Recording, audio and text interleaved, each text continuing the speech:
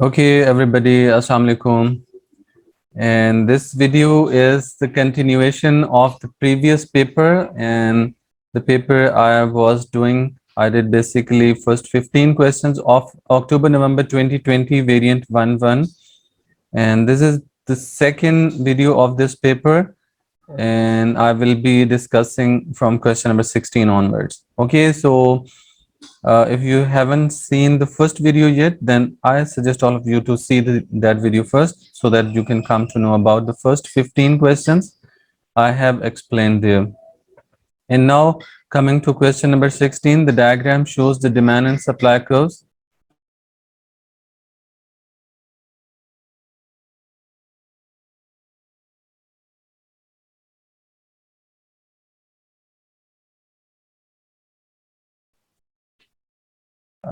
Okay, so the diagram shows the demand and supply curves for healthcare in a private economy, private market.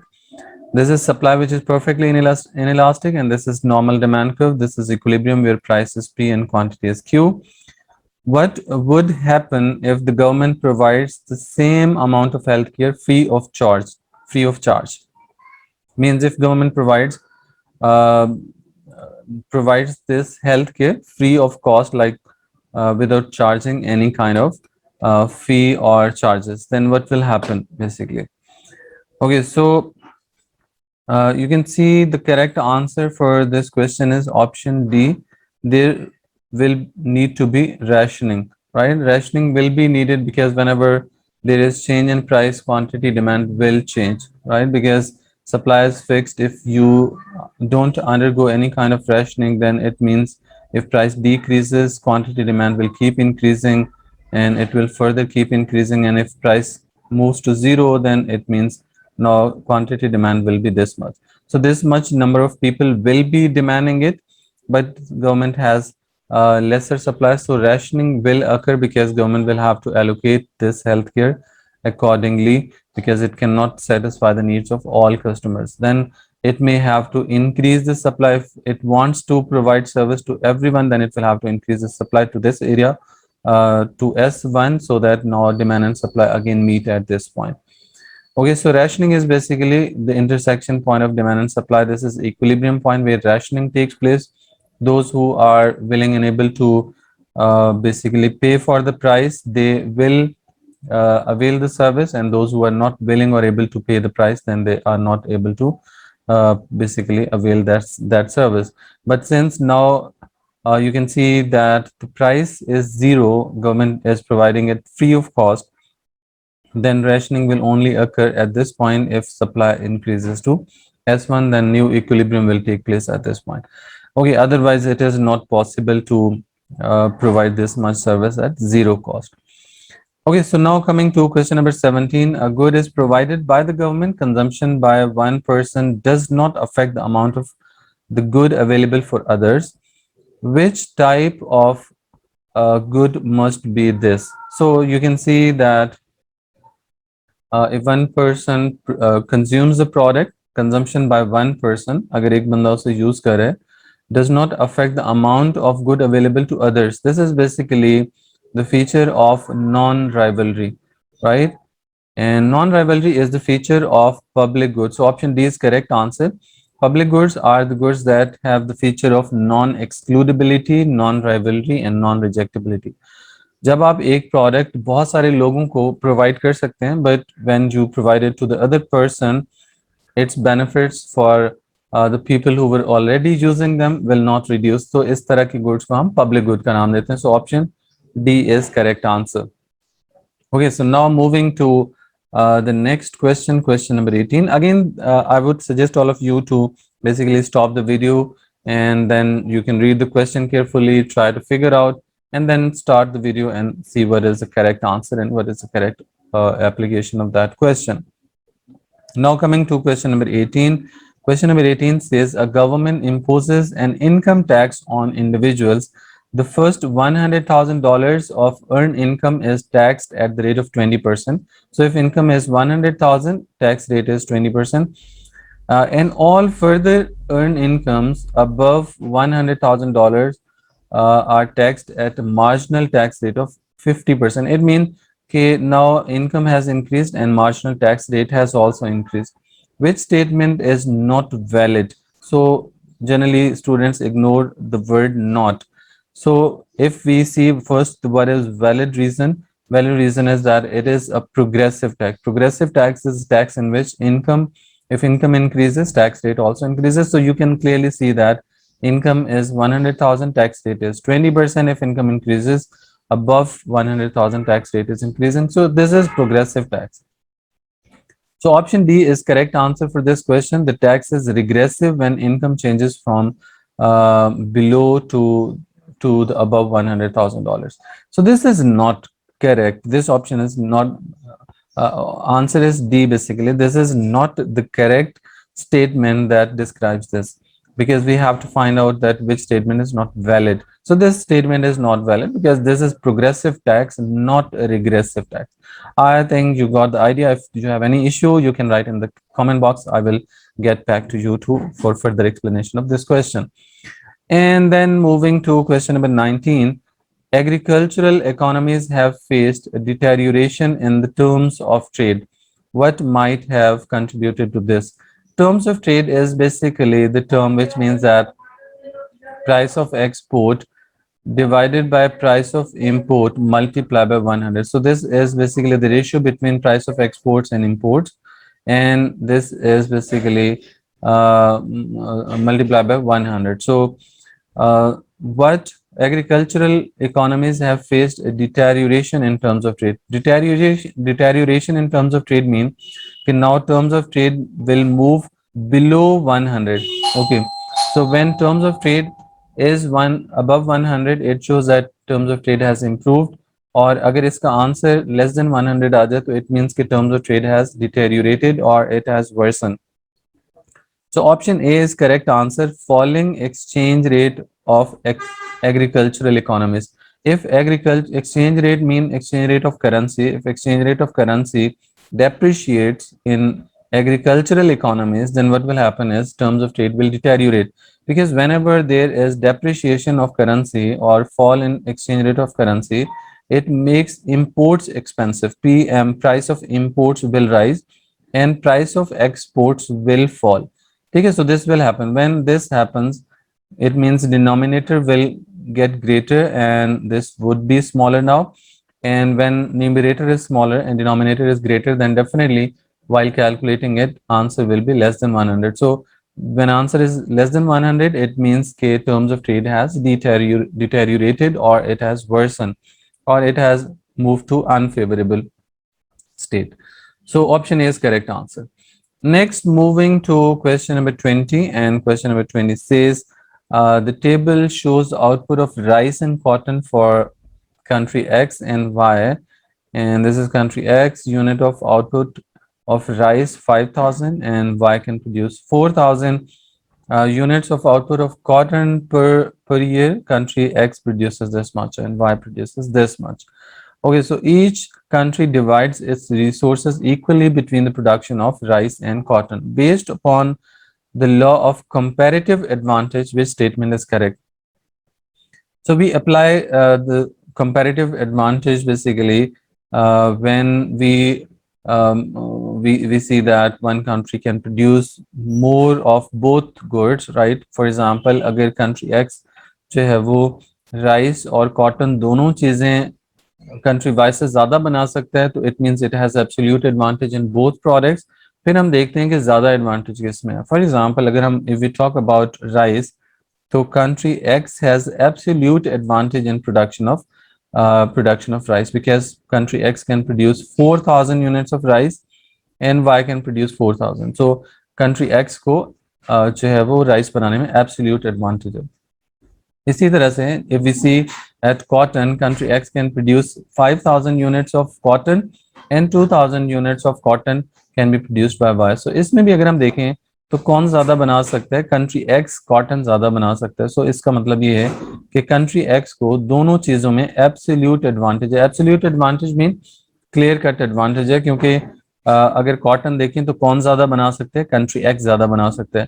Wheat देखें, sorry rice देखें तो कौन ज्यादा बना सकते हैं? कंट्री एक्स ज्यादा बना सकता है. सो इट मींस कि country x can produce greater quantity of both goods. So absolute advantage तो country X को दोनों चीजों में होगा, लेकिन comparative advantage किसमें होगा?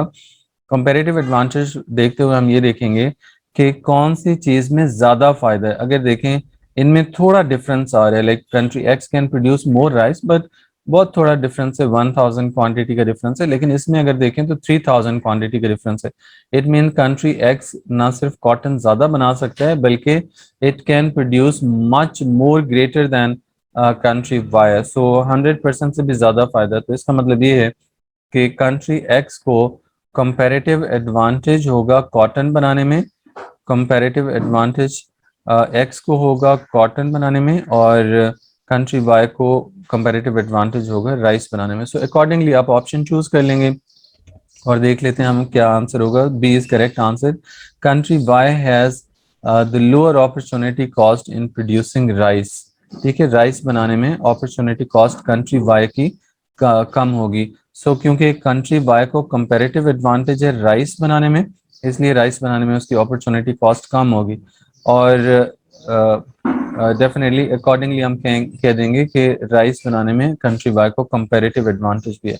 लेकिन अपॉर्चुनिटी कॉस्ट हम फाइन कैसे करते हैं? अपॉर्चुनिटी कॉस्ट फाइन करने के लिए हमारे पास मेथड होता है कि अगर हम कंट्री एक्स की बात करें तो कंट्री एक्स एक यूनिट ऑफ राइस बनाने के लिए, for 1 unit of rice it is sacrificing 1 unit of cotton.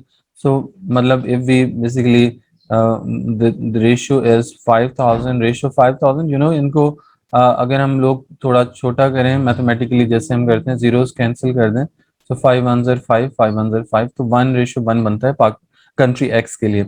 Now coming to this country Y, country Y can produce, if it produces 1 unit of rice and then it will have to sacrifice only 5 units of cotton. So it means के rice बनाने के लिए, एक rice बनाने के लिए इसको cotton थोड़ा छोड़ना पड़ रहा है, सेक्रीफाइस कम करना पड़ रहा है। सो इसलिए हम इसको कह सकते हैं कि country Y has the lower opportunity cost in producing rice.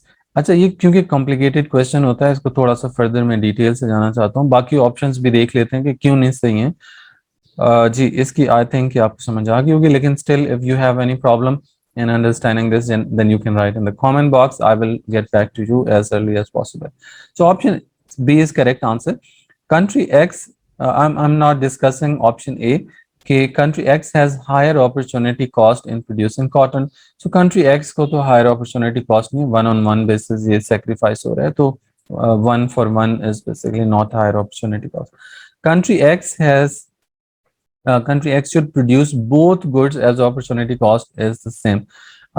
ऐसा नहीं है कि देखें, जब कंपैरेटिव एडवांटेज के बेस पे आपने डिसाइड करना है, तो you have to pick one product and sacrifice the other, you have to lose other product. Specialisation का आइडिया कंपैरेटिव एडवांटेज में हम क्या करते हैं, स्पेशलाइज कर रहे होते हैं। जब दोनों चीजें बना रहे हैं then you are not specialise. When you want to specialise it mean कि आपको एक चीज छोड़नी पड़ेगी। सो ऑप्शन सी को भी हम चूज नहीं कर सकते। Country why should produce both goods as it has absolute advantage in both. Absolute advantage जैसे हमने देखा कि country Y को absolute advantage तो किसी भी चीज में नहीं है। country X को absolute advantage था। अब अगर, क्योंकि अगर हम राइस देखें तो राइस country X ज्यादा बना सकता है Y से, तो इसका मतलब है absolute advantage X को होगा राइस में। और अगर कॉटन देखें तो कॉटन भी कंट्री एक्स ज्यादा बना सकता है, तो इट मींस के कॉटन में भी एब्सोल्यूट एडवांटेज कंट्री एक्स को होगा, कंट्री वाई को तो एब्सोल्यूट एडवांटेज किसी भी चीज में नहीं। सो ऑप्शन डी भी चूज नहीं कर सकते। इस क्वेश्चन को ज्यादा डिटेल से डिस्कस करने का मकसद यही था कि बहुत सारे और भी सिमिलर क्वेश्चंस होंगे जो आपको लाइक ट्रबल कॉज कर सकते हैं, तो इसलिए आप देख लें कि सारे सिनेरियोज मैंने यहाँ पे डिस्कस कर दिए। Now coming to question number 21। An economy is represented by aggregate demand, aggregate supply diagram. This is aggregate demand, this is aggregate supply, which is initially in macroeconomic equilibrium. So it means it is initially at this point. This is equilibrium, the intersection point of demand and supply, which change will definitely result in a rise in real output. Okay, so real output is basically the output of the country after removal of distorting effect of inflation. Okay, so option C is correct answer for this question, and option C says a rise in export revenue and a fall in import expenditure. Okay, so we know that aggregate demand is basically C plus I plus G plus X minus M. So C is consumption, I is investment, G is government expenditure, X is export, and M is import, right? And now if export rise in export revenue, it means X is increasing. Fall in import expenditure mean M is decreasing. So it means that this area will be now positive and it will increase, and if it increases then aggregate demand will rise, and when aggregate demand rises it shifts to the right. So new aggregate demand curve will be AD1. So at initial equilibrium, you can see that real GDP was this much, output was this much.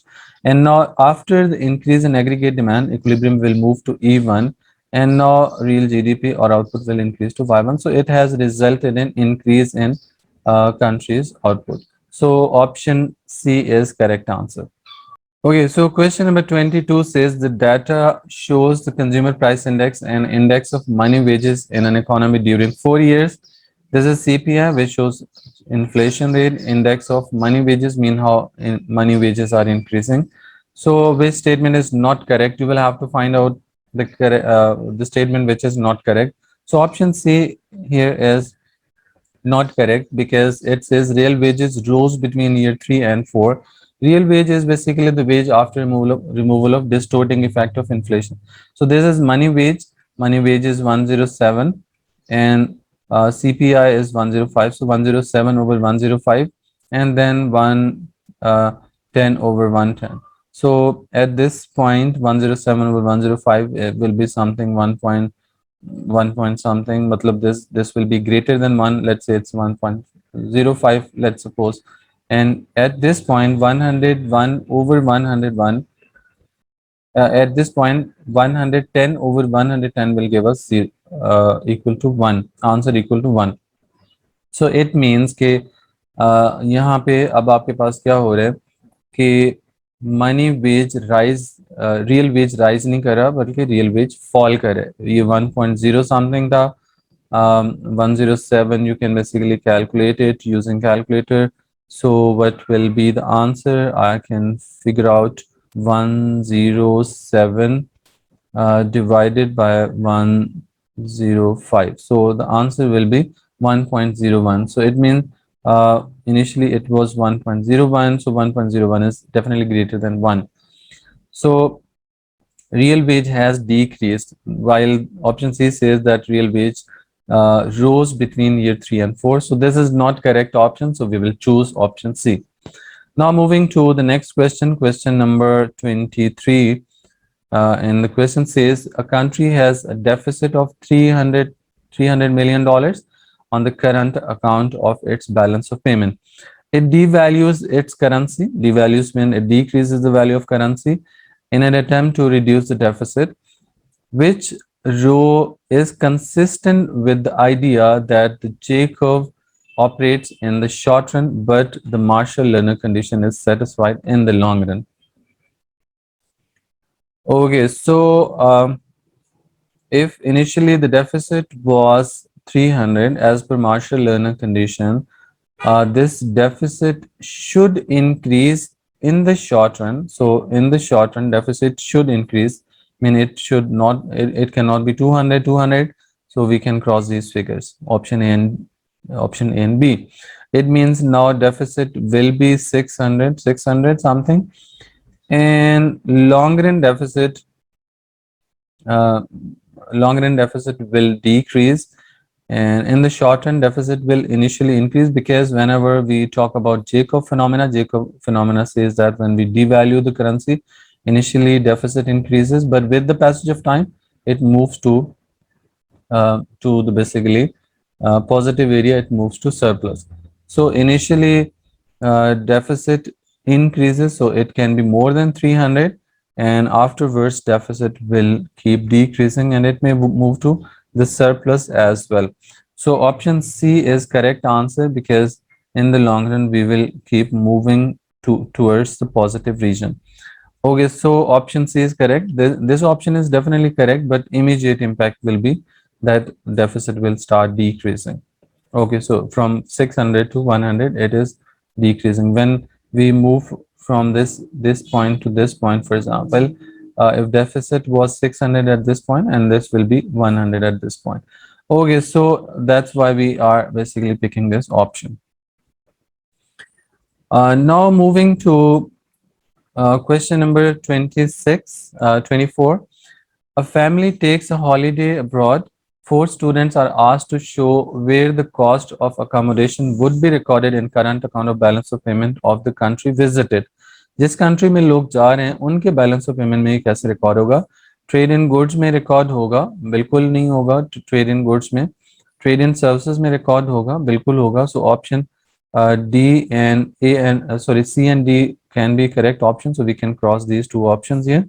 And what about export credit? So definitely for the country they are visiting, host country के लिए क्या होगा? ये export credit item होगा. So option C हम choose कर लेंगे. Option D को भी हम cross कर देते हैं क्योंकि this is income.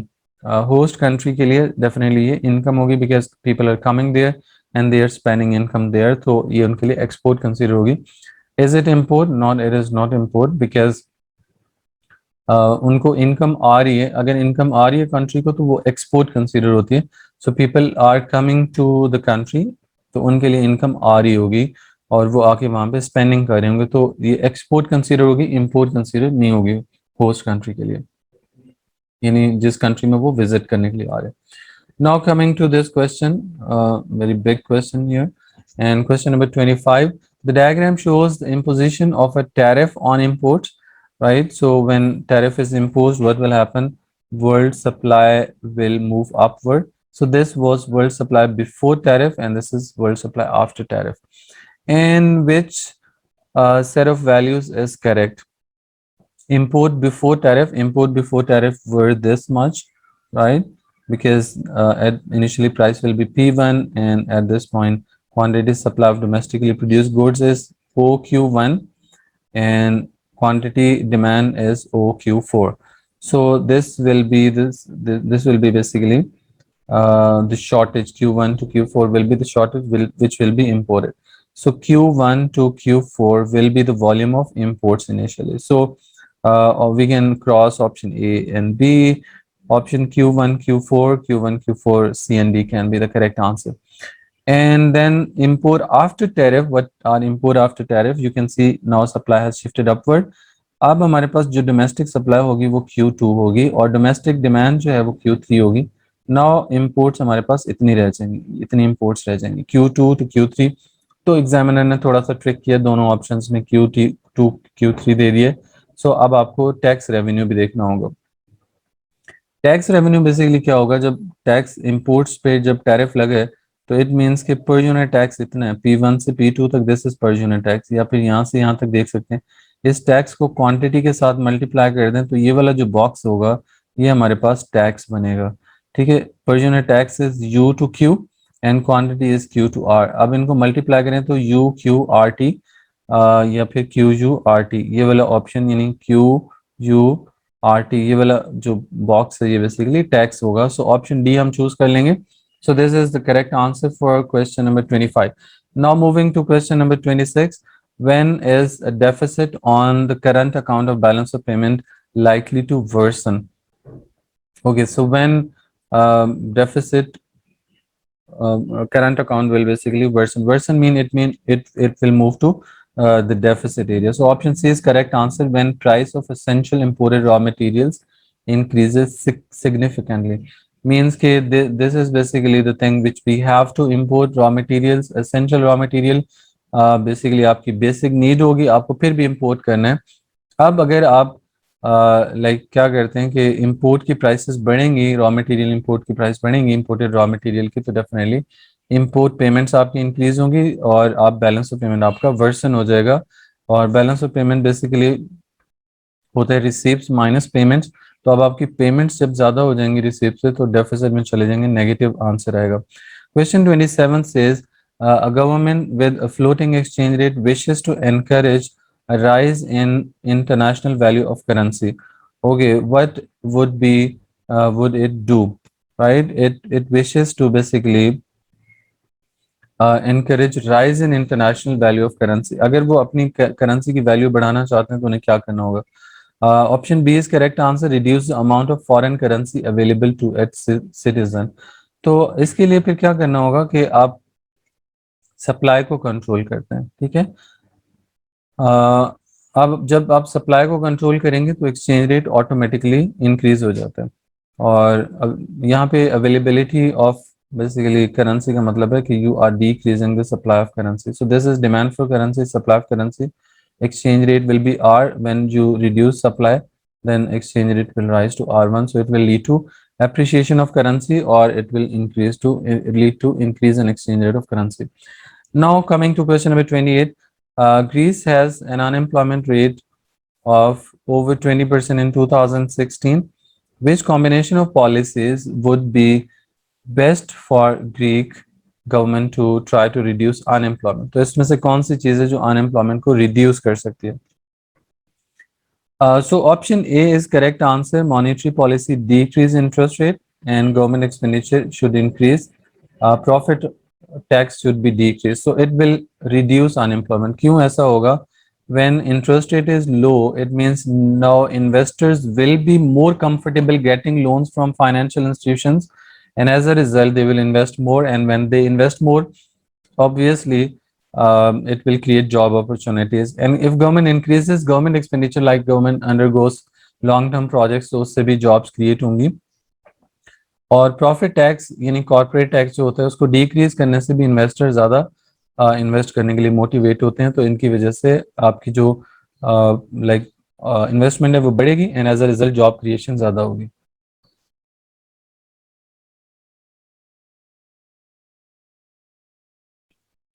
Now moving to question number 29, the diagram shows the relationship between tax rate and tax revenue. This is tax revenue and this is the income tax rate. अब अगर आप इसमें देखें तो यहाँ पे क्या शो हो रहा है, यहाँ पे ये शो हो रहा है कि टैक्स रेट गवर्नमेंट बढ़ाती जा रही है, और अगर गवर्नमेंट टैक्स रेट बढ़ाती जा रही है तो उसका इम्पैक्ट क्या क्रिएट होगा। टैक्स रेट अगर बढ़ाते जाएं, जी से ज़्यादा करते हैं टैक्स रेट जी पे, आपके पास टैक्स रेवेन्यू एक्स था जो कि काफ़ी ज़्यादा है। अगर आप टैक्स रेट बढ़ाते हैं तो टैक्स रेवेन्यू आपका डब्ल्यू पे कम हो गया, ठीक है। सो इट मीन्स के इसके लिए आप ऑप्शन कौन सी चूज कर सकते हैं? ऑप्शन सी आपके पास करेक्ट आंसर है। The greater the tax rate tax rate of rate of tax increases beyond z, the smaller will be the tax revenue generated. So we can clearly see this from the graph कि अगर tax rate z है तो tax revenue, tax income government को ज़्यादा मिल रही है, अगर government tax rate बढ़ा रही है तो टैक्स रेवेन्यू कम हो रहा है। तो option C is correct answer for this question. Now moving to question number 30, and this is the last question of this paper. And question says uh, what would be classified as supply side policies. Supply side policies are the policies that basically result in increase in aggregate supply in the country and lead to economic growth and creation of job opportunities. And for this you can see option A is correct answer, a law to reduce the power of trade union. Multiple supply side policies include like provision of subsidy or removal of indirect tax. These are basically indirect tax. These are supply side policies. Trade union reforms. Trade union reforms is another of basically supply side policy. So when you reduce the power of trade union is basically association of workers that works for the benefits of its member workers. अब जब उनको reform करेंगे, उनकी powers को reduce करेंगे, तो ये एक सप्लाई साइड पॉलिसी में कंसीडर होगा। और क्या चीज़ें हैं जो सप्लाई साइड पॉलिसी में शामिल होती हैं, like deregulation of monopoly. Deregulation of monopoly is another supply side policy, and long term projects by the government, government expenditure, long term government expenditure वो भी एक supply side policy होती है। Education and training of workers ये भी supply side policy होती है। तो एग्जामिनर इन इस पॉलिसी के अलावा अगर पूछेगा तो आपको पता होना चाहिए सब्सिडी एंड इनडायरेक्ट टैक्स जो है वो आपके पास सप्लाई साइड पॉलिसी का पार्ट है। Trade union reforms, deregulation of monopoly, और इसी तरह से education and training of workers, these are the basically policies that are the part of supply side policies. जब भी एग्जामिनर पूछे तो इनमें से पूछे तो आप चूज कर सकते हैं कि सप्लाई साइड पॉलिसी क्या होगी, ठीक है। सो this is it for today's class. And I suggest all of you कि आपके पास एएस टॉपिकल पेपर 1 की बुक होनी चाहिए, टॉपिकल पेपर 1 बाय कमर बलोच, और ये ऑनलाइन भी अवेलेबल है, मैं उसका लिंक आपको प्रोवाइड कर दूंगा इसमें डिस्क्रिप्शन में, आप उसको देख सकते हैं। अदरवाइज जो कि बुक स्टोर्स हैं ओ लेवल के, वहाँ पे भी ये आपको आराम से मिल सकती है। ओके, और दूसरा, अगर आप अक्टूबर नवंबर अटेम्प्ट में बैठना चाह रहे हैं इकोनॉमिक्स में, तो I suggest all of you कि आप इस वीडियो सीरीज को अगर आप फॉलो करते हैं तो definitely it will help you a lot. ठीक है, सो this is it for today's class, and see you with the next class soon. And in the next class I will try to discuss with you a case study of paper 2 inshallah. ठीक है, so see you, thank you, Allah Hafiz.